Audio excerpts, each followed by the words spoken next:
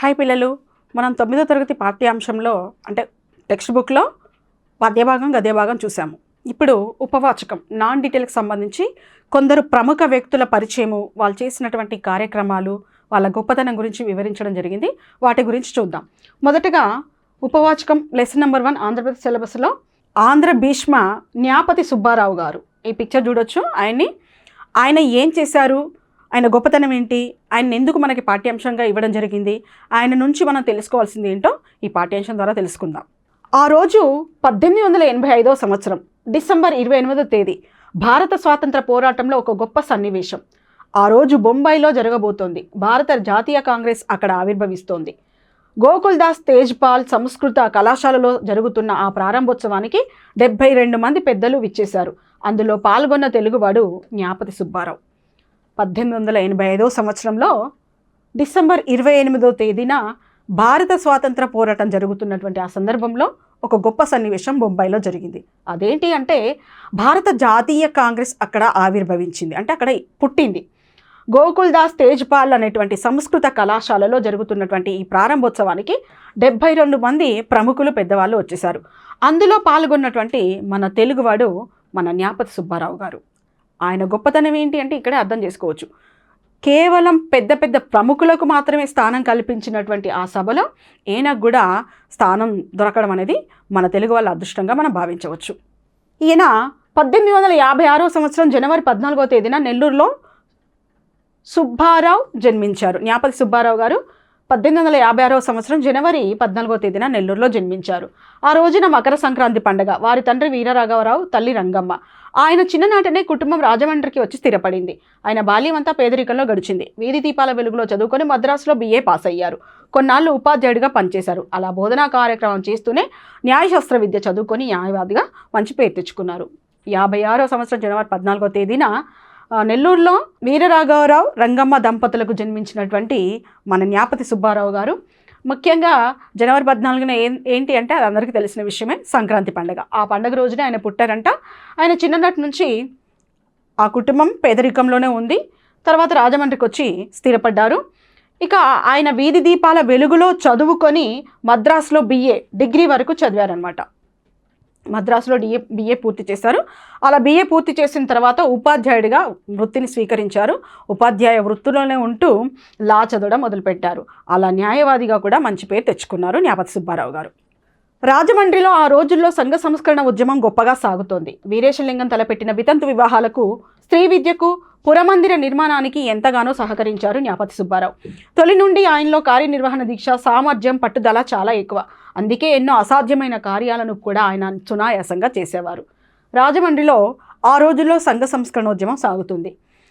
అందులో వీరేశలింగం తలపెట్టినటువంటి గొప్ప గొప్ప కార్యక్రమాలు, వితంతు వివాహం కానీ, స్త్రీ విద్య కానీ, పురాలను పునర్నిర్మించడం, మీన్స్ రకరకాల గ్రామాలను నిర్మించడము లేదా గోపురాలను నిర్మించడం, అలా జరుగుతున్నటువంటి ఉద్యమానికి, ఆ సంఘ సంస్కరణ ఉద్యమానికి వీరేశలింగం పంతులు గారికి ఈ న్యాపతి సుబ్బారావు గారు కూడా ఎంతో తోడ్పడ్డారు.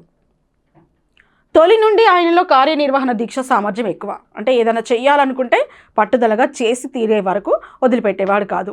అంతటి సామర్థ్యం, పట్టుదల ఉన్నటువంటి వ్యక్తి మన న్యాపతి సుబ్బారావు గారు. అందుకే ఆయన ఎన్నో అసాధ్యమైన కార్యాలను కూడా ఎంతో సులభంగా, అసాధ్యమైనటువంటి అంశాలను లేదా అసాధ్యమైనటువంటి సందర్భాలను, సంఘటనలు అన్నింటినీ కూడా సునాయాసంగా పరిష్కరించేవారు, సునాయాసంగా చేసేవారని చెప్పొచ్చు. కొందరు మిత్రులతో కలిసి 1878వ సంవత్సరంలో ది హిందూ పేరుతో ఒక ఆంగ్ల దినపత్రికను స్థాపించారు. దానితో పాటుగా తెలుగులో చింతామణి పత్రికను, ఇంగ్లీష్లో ఇండియన్ ప్రోగ్రెస్ పత్రికను స్థాపించి నిర్వహించారు. అంతేకాదు సాహిత్యాభివృద్ధిని కోరుకుని చింతామణి పత్రికలో తెలుగు నవలా పోటీని ఏర్పాటు చేసి ఉత్తమ నవలా రచనను ప్రోత్సహించారు.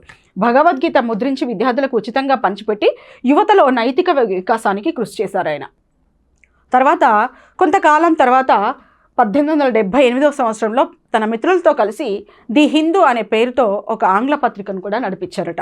డైలీ పేపర్, ఆంగ్లంలో వచ్చేటువంటి డైలీ పత్రికను స్థాపించారు. దాంతో పాటుగా తెలుగులో చింతామణి పత్రిక, ఇంగ్లీష్లో ఇండియన్ ప్రోగ్రెస్ పత్రిక, ఇవన్నీ కూడా నిర్వహించేవారు. ఇవే కాకుండా సాహిత్యాభివృద్ధిని, సాహిత్యం పట్ల మక్కువతోటి దాని అభివృద్ధి కోరుకొని చింతామణి పత్రికలో తెలుగు నవలా పోటీని కూడా ఏర్పాటు చేశారు. అలా ఉత్తమ నవలను ప్రోత్సహిస్తూ ఆ పత్రికను కూడా నడిపించారు. భగవద్గీతను ముద్రించి విద్యార్థులందరికీ ఉచితంగా పంచిపెట్టారు. యువతలో నైతిక విలువల వికాసానికి ఎంతో తోడ్పడ్డారు మన న్యాపతి సుబ్బారావు అని చెప్పొచ్చు. అంతేకాక స్వతంత్ర పోరాటంలోనూ బ్రిటిష్ ప్రభుత్వంలో ప్రజాప్రాతినిధ్యం వహించడంలోనూ ఆయన ఎంతో సమర్థవంతంగా పనిచేశారు. 1893 నుండి 1899 వరకు ఉమ్మడి మద్రాసు శాసనసభలో ఉత్తర సర్కార్ జిల్లాల ప్రతినిధిగా ప్రజా సంక్షేమానికి కృషి చేశారు. 1898లో మద్రాసులో జరిగిన భారత జాతీయ కాంగ్రెస్ మహాసభలకు ఆహ్వాన సంఘం అధ్యక్షులుగా ఎన్నుకోబడ్డారు. ఆయన సారథ్యంలో కాంగ్రెస్ మహాసభలు ఎంతో విజయవంతమయ్యాయి. ఇక స్వతంత్ర పోరాటంలోనూ బ్రిటిష్ ప్రభుత్వంతో ప్రజాప్రాతినిధ్యం వహించడంలోనూ ఆయన ఎంతో సమర్థవంతంగా పనిచేశారు. ఇక 1893 నుంచి 1899 మధ్యకాలంలో మద్రాసు శాసనసభలకి ఉత్తర సర్కార్ జిల్లాల ప్రతినిధిగా ప్రజా సంక్షేమానికి ఎంతో కృషి చేశారు.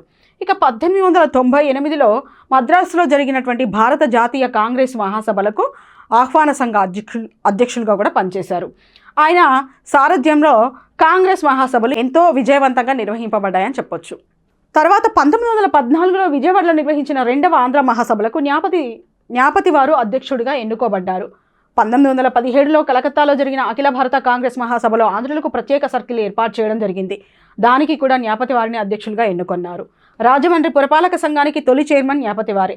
ప్రసిద్ధ దేశభక్తుడు, లీడర్, పత్రికా సంపాదకుడైనటువంటి సివై చింతామణితో కలిసి 1914లో కోస్తా జిల్లాలలో పర్యటించినటువంటి న్యాపతి సుబ్బారావు తన ప్రసంగాలతో స్వదేశీ భావనని వ్యాప్తి చేశారు. 1914లో విజయవాడలో నిర్వహించినటువంటి 2వ ఆంధ్ర మహాసభలకి న్యాపతి వారే అధ్యక్షుడిగా ఉన్నారు. తర్వాత జరిగినటువంటి 1917లో కలకత్తాలో జరిగినటువంటి అఖిల భారత కాంగ్రెస్ మహాసభల్లో కూడా ఆంధ్రులకు ప్రత్యేక సర్కిల్ ఏర్పాటు చేయడం జరిగింది. దానికి కూడా న్యాపతి వారిని అధ్యక్షులుగా ఎన్నుకున్నారు. ఇక రాజమండ్రి పురపాలక సంఘానికి తొలి చైర్మన్గా కూడా న్యాపతి వారే ఎన్నుకోబడ్డారు. ప్రసిద్ధ దేశభక్తుడు, లీడర్, పత్రికా సంపాదకుడైనటువంటి సివై చింతామణితో కలిసి 1914లో కోస్తా జిల్లాల్లో పర్యటించారు. అలా పర్యటించినటువంటి తాను ఎన్నో ప్రసంగాల ద్వారా ప్రజల్లో స్వదేశీ భావనని మేల్కొల్పారు. భారత జాతీయ కాంగ్రెస్కు ప్రధాన కార్యదర్శిగా స్వతంత్ర పోరాటంలో సాంఘిక సేవా రంగంలో నిరంతరం సేవ చేశారు. న్యాపతి సుబ్బారావు గారి జీవితంలో ఓ గొప్ప సంఘటన 1897లో జరిగింది. భారతదేశ గౌరవాన్ని ప్రపంచానికి చాటి చెప్పిన స్వామి వివేకానందుడు అమెరికా నుండి తిరిగి వచ్చినప్పుడు మద్రాసు ఓడరేవులో స్వామిని ఆహ్వానించి తొలి పూలమాలను సమర్పించిన గౌరవం ఆయనకే దక్కింది. ఇక భారతీయ జాతీయ కాంగ్రెస్ ప్రధాన కార్యదర్శిగా స్వతంత్ర పోరాటంలో సాంఘిక సేవా రంగంలో నిరంతరం కృషి చేశారు న్యాపతి వారని చెప్పవచ్చు. అంతేకాకుండా వారి జీవితంలో 1897లో ఒక గొప్ప సంఘటన జరిగిందంట. ఆ భారతదేశ గౌరవాన్ని చాటి చెప్పినటువంటి ఆ సంఘటన ఏంటి అంటే, స్వామి వివేకానందుడు అమెరికా నుండి ఇండియాకి తిరిగి రావడం. అలా మద్రాసు ఓడరేవులో దిగినటువంటి ఆ స్వామీజీని ఆహ్వానించి తొలి పూలమాల సమర్పించినటువంటి గొప్ప వ్యక్తి మన న్యాపతి సుబ్బారావు గారు అని చెప్పాలి. స్వతంత్ర పోరాటానికి తొలి అడుగులు పడుతున్న దశలో న్యాపతి సుబ్బారావు నిర్వహించిన పాత్ర గొప్పది. తొలితరం స్వాతంత్ర పోరాట నాయకులలో ప్రసిద్ధులైన న్యాపతి సుబ్బారావును ప్రజల ప్రేమతో ఆంధ్ర భీష్మ అని ప్రశంసించారు. 1941 సంవత్సరం జనవరి 15వ తేదీన ఆ దేశభక్తుడు తన జీవితాన్ని చాలించారు. ఇక స్వతంత్ర పోరాటానికి తొలి అడుగులు పడుతున్నటువంటి ఆ దశలో న్యాపతి సుబ్బారావు గారు నిర్వహించినటువంటి పాత్ర, అంటే స్వతంత్ర పోరాటానికి ప్రజలందరూ మూకుమ్మడిగా స్వతంత్ర పోరాటంలో పాల్గొనేలాగా చేసినటువంటి ఈ న్యాపతి సుబ్బారావుని ప్రజలందరూ ఆంధ్ర భీష్మ అనే పేరుతో పిలుచుకునేవారు. ఆయన 1941 సంవత్సరం జనవరి 15వ తేదీన తన తనువు చాలించారు. తర్వాత ఆంధ్రరత్న హాస్యం. ఆంధ్రరత్న దుగ్గిరాల గోపాలకృష్ణయ్య గారు మంచి హాస్యప్రియులు. వారు హై స్కూల్ ఫైనల్ పూర్తయిన తర్వాత తాలూకా ఆఫీస్లో కొన్ని రోజులు గుమస్తాగా చేశారు.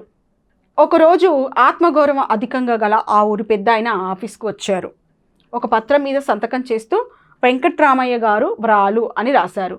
తర్వాత ఆయనకు ఆఫీస్ నుంచి దాని తాలూకు కాగితం ఏదో పంపవలసి రాగా కవరు మీద వెంకట్రామయ్య గారు గారికి అని గోపాలకృష్ణయ్య గారు రాశారు.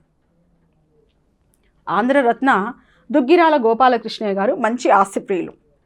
ఉన్నటువంటి సందర్భానికి తగినట్టుగా హాస్యాన్ని పుట్టించేటువంటి వ్యక్తిత్వం కలిగినటువంటి వ్యక్తి మన దుగ్గిరాల గోపాలకృష్ణయ్య గారు అని చెప్పవచ్చు.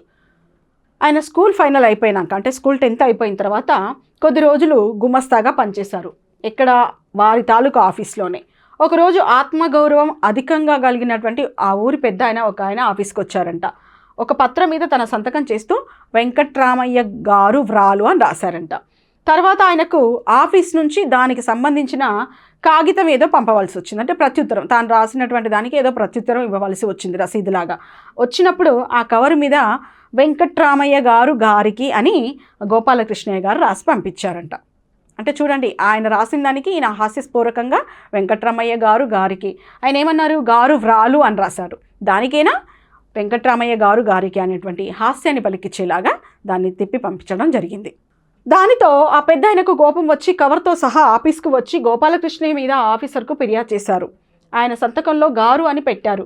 అది చూసి వారి పేరులో గారు ఉంది అనుకున్నాను సార్ అన్నారు ఆంధ్రరత్న సవినీయంగా. అప్పటి నుండి ఆ పెద్ద ఆయన తన పేరు రాసుకునే పద్ధతికి స్వస్తి చెప్పారు. ఇక ఆ పెద్ద ఆయన చూసి ఏంటంటే గారికి అనేసి 2 సార్లు వచ్చింది, ఈ విధంగా రాసి పంపిస్తారంటూ ఆయన దుగ్గిరాల వారి మీద ఆఫీస్లో కంప్లైంట్ చేశారంట. ఆయన సంతకంలో గారు పెట్టారు కాబట్టి వారి పేరులో కూడా గారు ఉందేమో అనుకొని అలా 2 సార్లు రాశానండి అనేసి హాస్యస్ఫూరకంగా సమాధానం ఇచ్చారంట. ఇంకా అప్పటి నుంచి ఆ పెద్ద ఆయన పేరు పక్కన గారు అనే రాసుకునే పద్ధతికి స్వస్తివాచకం చెప్పారంటే వెంకట్రామయ్య గారు అనేటువంటి ఆ గారు అనే పదాన్ని రాయడం అనేది ఆపివేశారు. తర్వాత చదువండి ఆనందించండి, ఇక్కడ ఒక స్టోరీ ఇవ్వడం జరిగింది. అది పుత్రగాత్ర పరిష్వంగం. పుత్రుణ్ణి కౌగిలించుకుంటే వచ్చేటువంటి ఆనందం ఎలా ఉంటుందో ఇక్కడ ఇవ్వడం జరిగింది. దాని గురించి చూద్దాం. వచ్చి వారం రోజులయ్యాక ఇంటికేసి పరిసరాలకేసి చూసే వీలు దొరికింది రవికి. అంటే ఎక్కడికో వెళ్ళాడు, వచ్చి వారం రోజులైంది. ఆ వారం రోజులు కూడా బిజీగానే ఉన్నాడు. వారం రోజుల తర్వాత కానీ ఇంటి గురించి, ఇంటి పరిసరాల గురించి చూసే అవకాశం ఏర్పడింది. ఆ ఇంట్లో పరిసరాల్లో ఒక నాయన కనిపించడు. అనుకుంటుంటే కళ్ళు తుడిచి అంతా అస్పష్టంగా కనిపిస్తుంది. 40 ఏళ్లుగా తనకుండిన నాయన ఇక కనిపించని, వినిపించని ఒట్టి జ్ఞాపకం. గట్టిగా గుండెలవిసెట్టు, కడుపు తరుక్కుపోయేట్టు ఏడవాలనిపిస్తుంది. కానీ ఏడుపు ఆపి మౌనంలోకి వెళ్ళిన అమ్మను మళ్ళీ ఏడిపించడం అవుతుందని ఆపుకోవాల్సి వస్తుంది.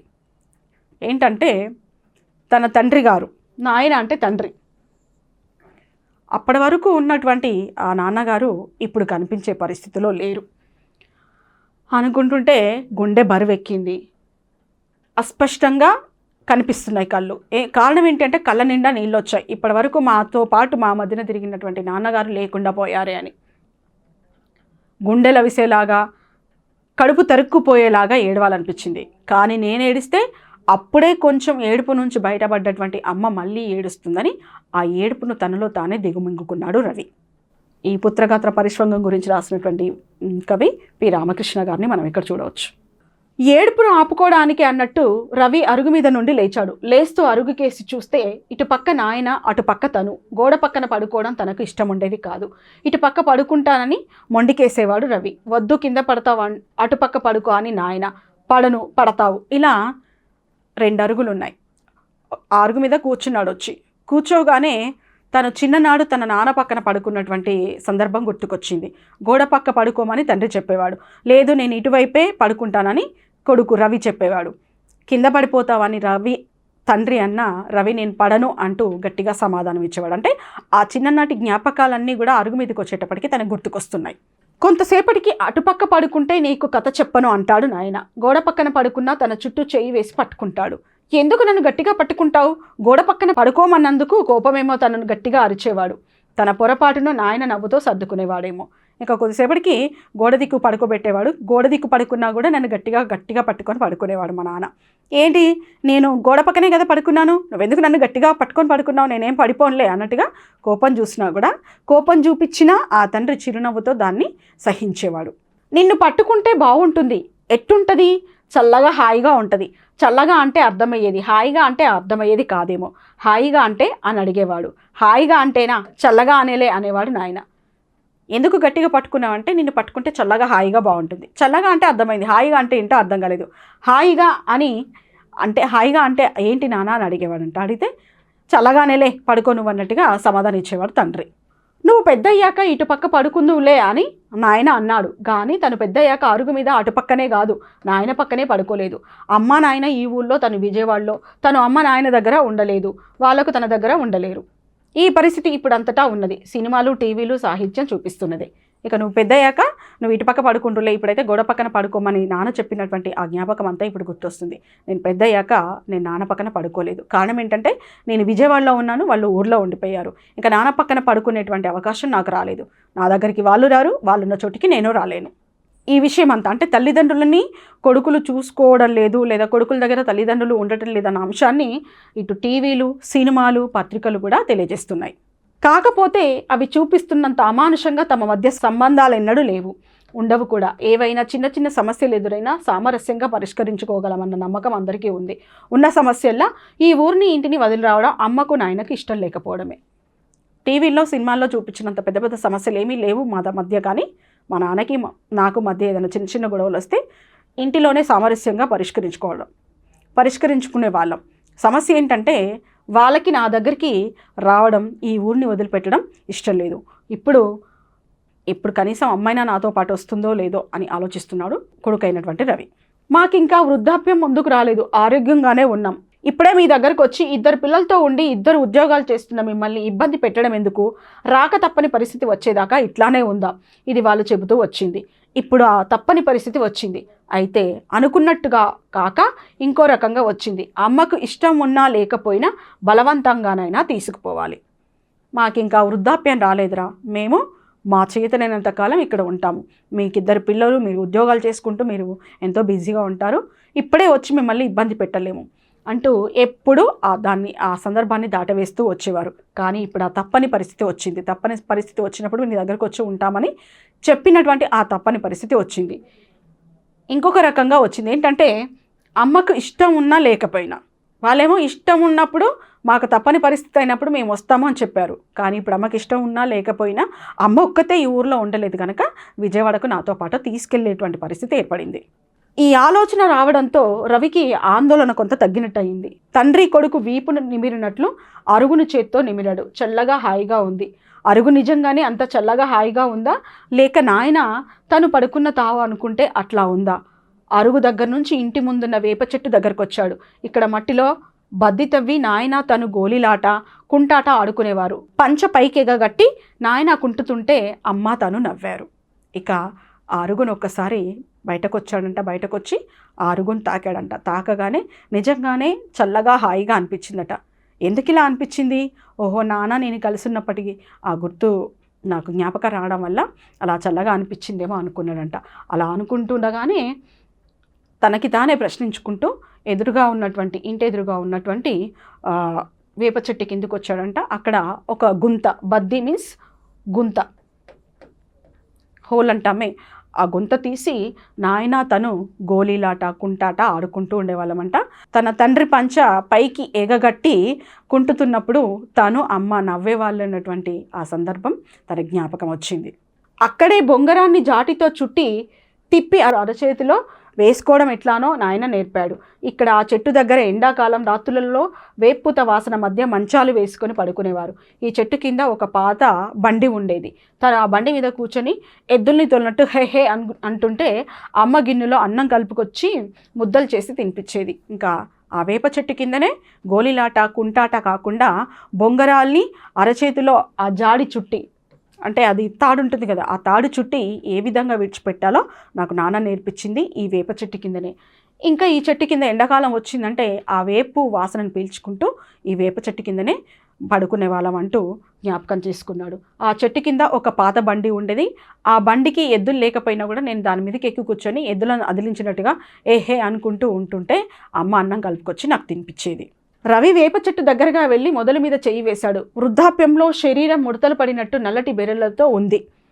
నిమరకుండా చిన్నగా తట్టి చెయ్యి తీశాడు. ఒక్క ఆకును కూడా కదలనీయకుండా చెట్టు మౌనంగా సంతాపం ప్రకటిస్తున్నట్టుగా ఉంది. ఇంకా ఆ చెట్టు దగ్గరికి వెళ్ళాడంట.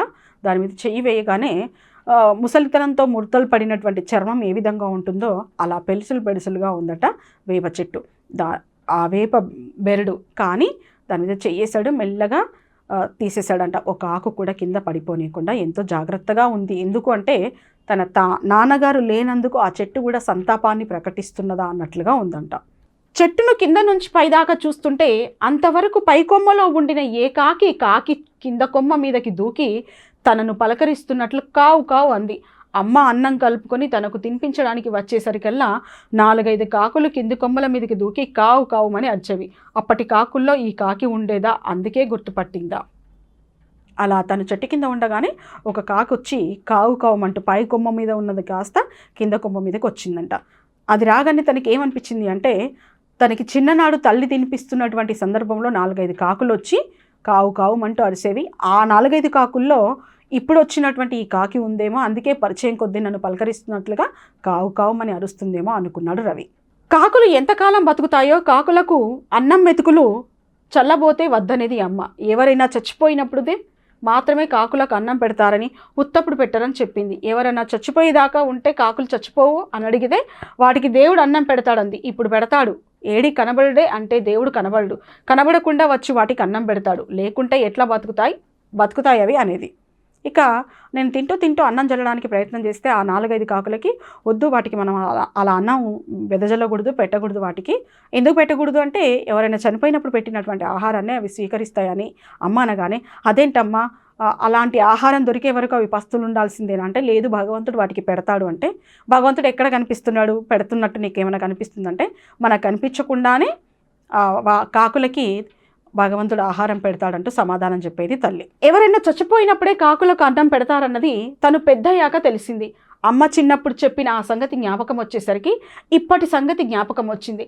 నాయనకు కర్మకాండల మీద నమ్మకం లేదు. అయితే హఠాత్తుగా వచ్చిన గుండెపోటుతో అపస్మారకంలోనికి వెళ్ళిన ఆయనకు అటువంటివి వద్దని చెప్పే అవకాశం లేకపోయి ఉండవచ్చు. తనకు నమ్మకం లేదు.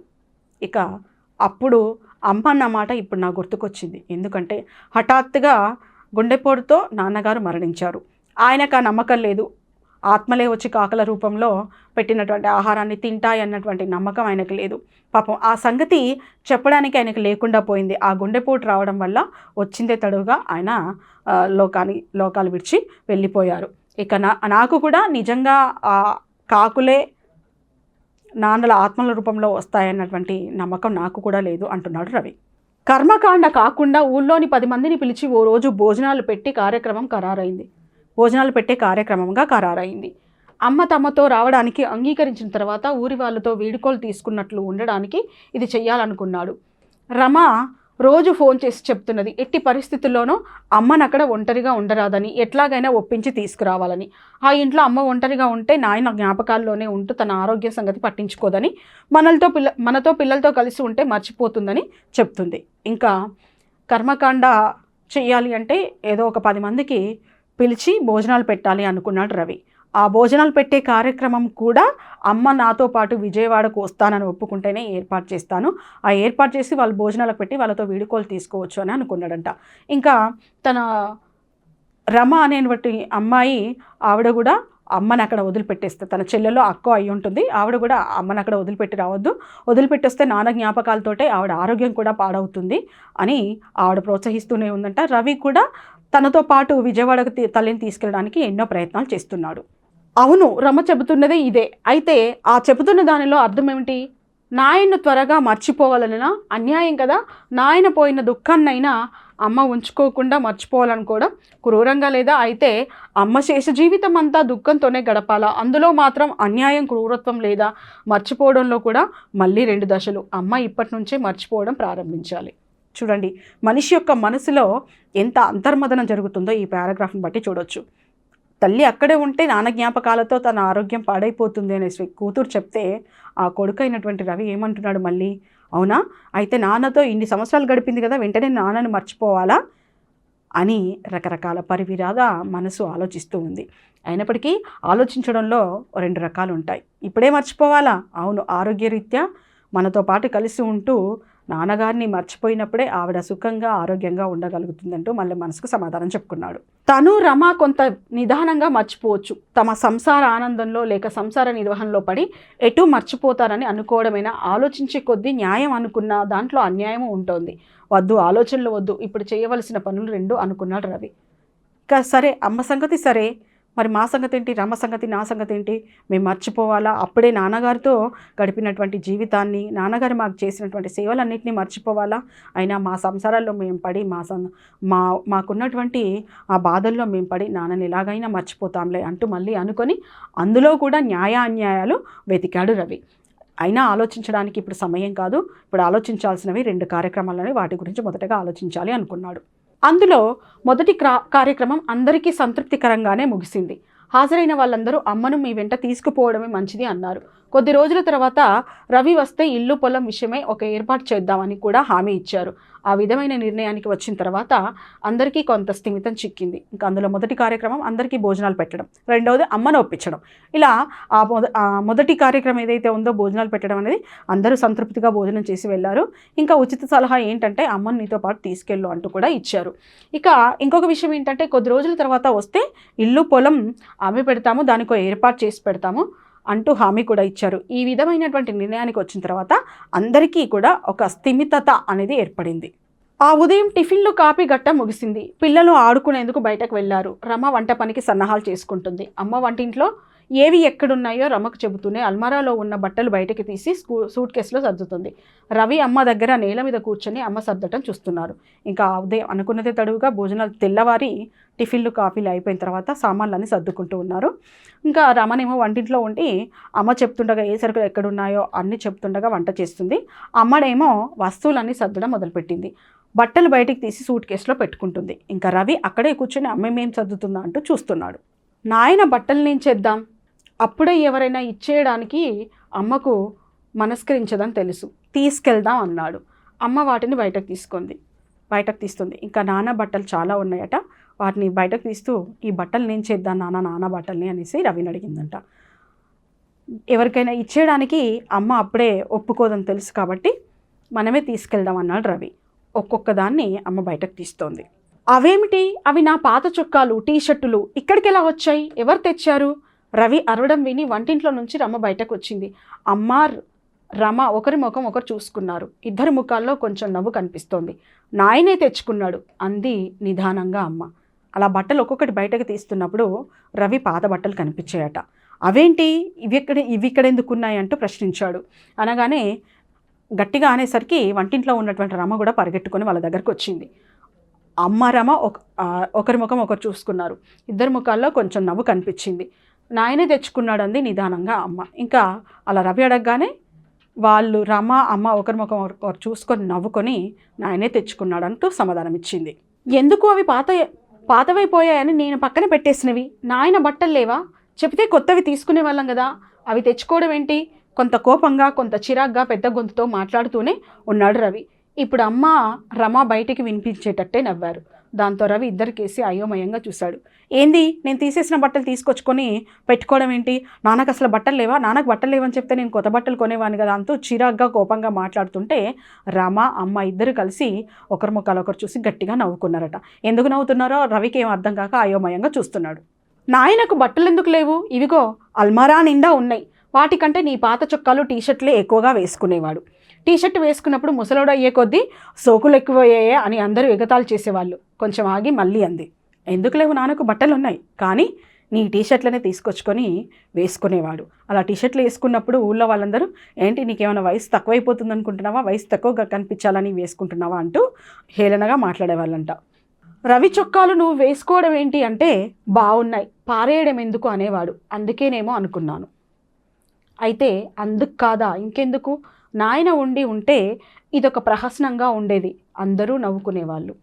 ఇక రవి చొక్కాలు ఎందుకు పాతగా అయిపోయినాయి, నువ్వు ఎందుకు వేసుకుంటున్నావు అంటే లేదు బాగున్నాయి కాబట్టి వేసుకుంటున్నాను, పాడేయడం ఎందుకు అని సమాధానం ఇచ్చేవాడు. నాకెందుకో అప్పుడు అర్థం కాలేదు, ఇప్పుడు అర్థమవుతుంది. ఏంటా అది? అందుకు కాదా తెచ్చుకుందంటే పాతగా అయిపోకుండా ఉన్నాయి వేసుకోవడానికి బాగున్నాయని కాదా తెచ్చుకోవడానికి అంటే నాయన ఉంటే ఇదొక ప్రహసనంలాగా ఉండేదంటూ అందరూ నవ్వుకున్నారు. ఇప్పుడు అది హాస్యమో విషాదమో తెలియకుండా ఉంది, అందుకే నవ్వు రావడం లేదు. ఏడ్చేంత విషాదం కాదు, కానీ విచారం కలిగిస్తుంది. అమ్మ మెల్లగా లేచి అల్మారాపై అరలో బట్టల కింద ఉన్న నల్ల అట్ట చిన్న పుస్తకం తీసింది. నాన్న ఉంటే అందరూ నవ్వుకునేవాళ్ళు, కానీ ఇప్పుడు నవ్వాలో ఏడవాలో ఏమీ అర్థం కావటం లేదు. అలా అంటుండగానే ఆ అల్మారాలోనే అట్ట కింద ఉన్నటువంటి బట్టల కింద ఉన్నటువంటి ఒక చిన్న పుస్తకం, నల్ల అట్టను వేసున్నటువంటి ఒక పుస్తకాన్ని తీసిందంట. ఒకసారి దీన్ని అక్కడ పెడుతుంటే చూశాను, ఏంటదని అడిగితే ఏదో జమా ఖర్చులు రాసుకున్నానులే అన్నాడు. జమా ఖర్చులు తానెన్నడైనా చూశాడా? నేను కదా అది చూసేది, ఉండబట్టలేక చూశాను. నేను చూసిన సంగతి తెలిసాక ఎవరికి చెప్పవద్దన్నాడు. ముఖ్యంగా రవికి చెప్పవద్దని కోరాడు. ఒకసారి అది బట్టల కింద దాస్తుంటే చూశాను కాబట్టి అడిగానంటూ తల్లి చెప్తుంది. ఏంటది అని అడగగానే జమా ఖర్చులు రాసుకున్నాను అనేసి చెప్పాడు తండ్రి. ఆ తండ్రి చెప్పినటువంటి సమాధానము తల్లికి అంగీకరించగా, ఎందుకు నేనే కదా జమా లెక్కలని చూసేది, ఈయన జమా ఖర్చులు లెక్కలు చూశాను రాసుకున్నానని చెప్తున్నాడంటూ ఆ పుస్తకం తీసి చూసేసరికి అతను ఎవరికి చెప్పొద్దని మాట తీసుకున్నాడు. ముఖ్యంగా రవికి అసలే చెప్పొద్దన్నాడు అంటూ సమాధానం చెప్పింది తల్లి. అమ్మ అందిస్తున్న ఆ పుస్తకం అందుకోవడానికి తటపటాయించాడు. ఆ నల్లటి అట్టల చిన్న పుస్తకంలో ఏదో పెద్ద రహస్యం ఉందా? అందుకే రవికి చెప్పవద్దన్నాడా? ఆ రహస్యం తెలుసుకుంటే మంచిదా, తెలుసుకోకుండా ఉంటే మంచిదా ఆలోచిస్తూనే ఆ పుస్తకం అందుకున్నాడు రవి. అదేంటి, ఆ పుస్తకం చూడగానే తీసుకోవాలా వద్దా అనుకున్నాడు. నాకెందుకు చెప్పొద్దన్నాడు? అసలు చూస్తే మంచిదా, చూడకుండా మంచిదా అంటూ అనుమానంతో ఆ పుస్తకాన్ని చేతిలోకి తీసుకున్నాడు రవి. పుస్తకంలో ఉన్న సమాచారం తెలుసుకున్నాక దాన్ని భరించేందుకు, తనను తాను సర్దుకునేందుకు ఏకాంతంలో సాధన చేయాలనిపించినట్టు వసారాలోకి వచ్చి పడకుర్చీలో కూర్చున్నాడు. పుస్తకం అంతా ఖాళీగానే ఉంది. మధ్యలో 2 పేజీల్లో సన్నని విడివిడి అక్షరాల్లో రాసి ఉంది. ఆ అక్షరాలు విచిత్రంగా కదులుతున్నాయి. తనలో కొట్టుకుంటున్న పిడికెడు గుండెల పుస్తకంలో చిన్న స్థలంలో ఆ రాత. ప్రారంభంలో ఏదో పద్యం ఉంది. పుస్తకంలో సమాచారం తెలుసుకున్నాక దాన్ని భరించేంత, తనని తాను సర్దుకునేంత ఉండాలి అంటే నేను ఒక్కడిగా ఉంటేనే నా మనసుకు నేను సమాధానం చెప్పుకోగలుగుతాను అనుకుంటూ వసారాలో ఉన్నటువంటి ఆ చైర్లో వచ్చి కూర్చున్నాడంట. కూర్చొని ఈ విధంగా ఆలోచిస్తున్నాడు. పుస్తకం అంతా ఖాళీగానే ఉంది. మధ్యలో 2 పేజీల్లో సన్నగా విడివిడి అక్షరాలతో రాసి ఉంది. ఆ అక్షరాలు విచిత్రంగా కదులుతున్నాయి. తనలో కొట్టుకుంటున్నటువంటి పిడికెడు గుండెల పుస్తకంలో చిన్ని రాత ఆ స్థలంలో కనపడుతుంది. ప్రారంభంలో ఏదో పద్యం ఉంది. ఆ పద్యం ఏంటో చూద్దాం. విపరీత ప్రతిభాషలేమిటికి నుర్వీనాద ఈ పుత్రగాత్ర పరిశ్వంగ సుఖంబు చేకొనము ముక్తాహార కర్పూర సాంద్ర పరాగ ప్రసరంబు చందనము చంద్రజోస్నయం పుత్రగాత్ర పరిశ్వంగమునట్లు జీవనకు హృద్యంబే కడున్ శీతమే. విపరీత ప్రతిభాషలేమిటికి, విపరీతమైనటువంటి మాటలు ఎందుకు? ఓ ఉర్వీనాథ, ఓ రాజా, ఈ పుత్రగాత్ర పరిశ్వంగమును, ఈ పుత్రుని ఒకసారి కౌగిలించుకొని ఆ సుఖాన్ని అనుభవించండి. ముక్తాహార కర్పూర సాంద్ర పరాగ ప్రసరంబు, ముత్యాల మాల కన్నా కూడా నీవు పూసుకున్నటువంటి చందనం యొక్క చల్లదనం కన్నా కూడా, చంద్రుని యొక్క వెన్నెల కన్నా కూడా ఈ పుత్రగాత్ర పరిశ్వంగము జీవులకు ఎంతో రమ్యమైనది, ఎంతో ఆనందాన్ని కలిగిస్తుంది, ఎంతో చల్లదనాన్ని ఇస్తుంది అని భావం. నన్నయ్య భట్టు భారత అనువాదంలోని పద్యం ఇది. శకుంతలతోనూ ఆమె కొడుకు భరతుడితోనూ తనకెటువంటి సంబంధం లేదని, అసలు వాళ్ళెవరో తనకు తెలియదని దుష్యంతుడు బుకాయించినప్పుడు శకుంతలపై విధంగా అన్నది, ఓ రాజా, ఎందుకు ఊరికే పొసగని మాటలు చెప్తున్నావు? ఒక్కసారి ఆ పుత్రుణ్ణి ఆలింగనం చేసుకొని కౌగిలించుకొని ఆ యొక్క చలదనాన్ని, ఆ యొక్క సుఖాన్ని అనుభవించు. అది ముత్యాల హారాల కన్నా, నువ్వు పూసుకున్నటువంటి గంధం కన్నా, లేదా చంద్రుడి వెన్నెల కిరణాల కన్నా కూడా చల్లదనాన్ని ప్రసాదిస్తుంది అంటూ ఆ దుష్యంతుడితోటి శకుంతల చెప్పినటువంటి పద్యం ఇది. ఈ నీ కొడుకుని కౌగిలించుకొని చూడు.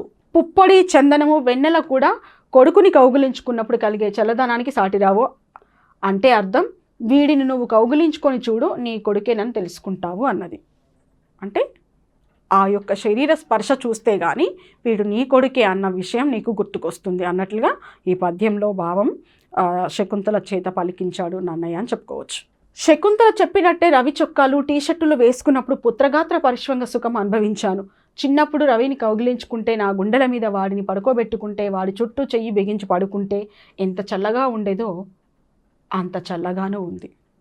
అంటే చిన్నప్పుడు కొడుకుని ఎత్తుకున్నప్పుడు, పక్కన పడుకోబెట్టి చెయ్యేసినప్పుడు ఎంత ఆనందం కలుగుతుందో, ఈ టీషర్టులు, షర్టులు వేసుకుంటే కూడా అంతే ఆనందం కలుగుతుంది అన్నట్టుగా తండ్రి ఆ పుస్తకంలో ఆ పద్యాన్ని రాసుకున్నాడంట.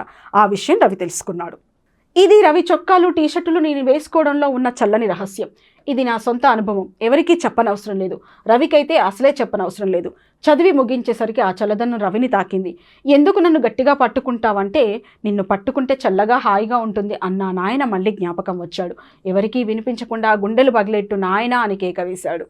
ఆ చొక్కాలు, టీషర్టులు నేను వేసుకోవడం వల్ల ఆ చల్లదనము, హాయి నేను పొందుతాను. కాబట్టి ఎవరికి చెప్పాల్సిన అవసరం లేదు, ఇది నా సొంత అనుభవం, ముఖ్యంగా రవికి కూడా తెలియాల్సిన అవసరం లేదు అంటూ అప్పుడు ఆయన రాసుకున్నటువంటి ఆ పుస్తకాన్ని తెరిచి చదివినటువంటి రవి హృదయం కూడా చల్లబడింది. రవి మనసు కూడా చల్లదనాన్ని అనుభవించింది.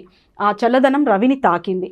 ఎందుకు నన్ను గట్టిగా పట్టుకుంటావు నువ్వు అన్నప్పుడు తండ్రి చల్లగా హాయిగా ఉంటుంది అని చెప్పినటువంటి సమాధానం మళ్ళీ గుర్తుకొచ్చి నాన్న జ్ఞాపకాలన్నీ ఒక్కసారిగా కళ్ళ ముందు కదిలేసరికి మనసులోనే గట్టిగా నాయన అంటూ కేక పెట్టాడు రవి.